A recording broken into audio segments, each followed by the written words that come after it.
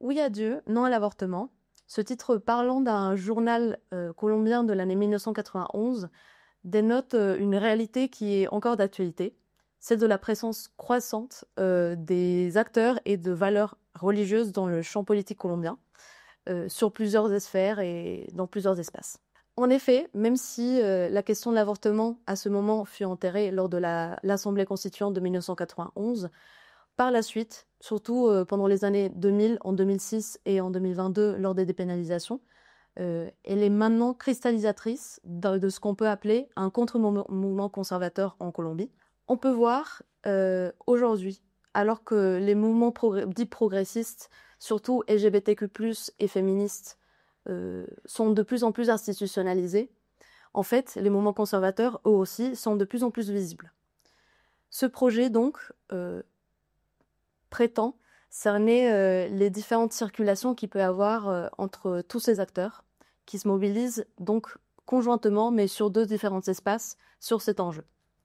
On a d'une part donc l'arène partisane avec des membres de partis politiques évangéliques et surtout celui de l'étude de cas qui s'appelle Mouvement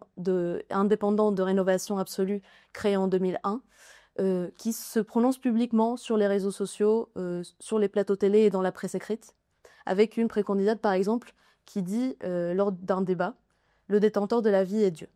Et on a aussi d'un autre côté l'arène des mouvements sociaux avec plusieurs collectifs anti-avortement régionaux et internationaux qui sortent dans la rue pour protester contre cet arrêt et qui s'organisent autour du réseau Unidos por la Vida ou Unis pour la vie, créé en 2006. Le concept sociologique de configuration permettra donc de nouer ces deux espaces et qui se recoupent assez souvent.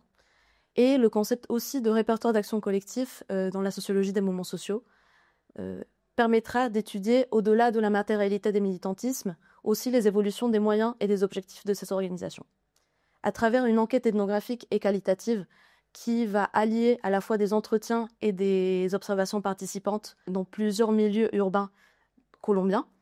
on essaiera donc de comprendre les trajectoires de plusieurs acteurs, des pasteurs, des responsables politiques et des militants, tout en cartographiant ces réseaux anti-avortement et en essayant de voir les circulations militantes à l'œuvre, pour leur donner ainsi un visage et essayer de comprendre un objet qui est encore très mal connu par la recherche aujourd'hui. Le contrat fléché de l'Institut des Amériques me permettra donc d'être sur le terrain pendant plusieurs mois et mener à bien donc cette recherche, ainsi que d'animer le pôle andin de Bogota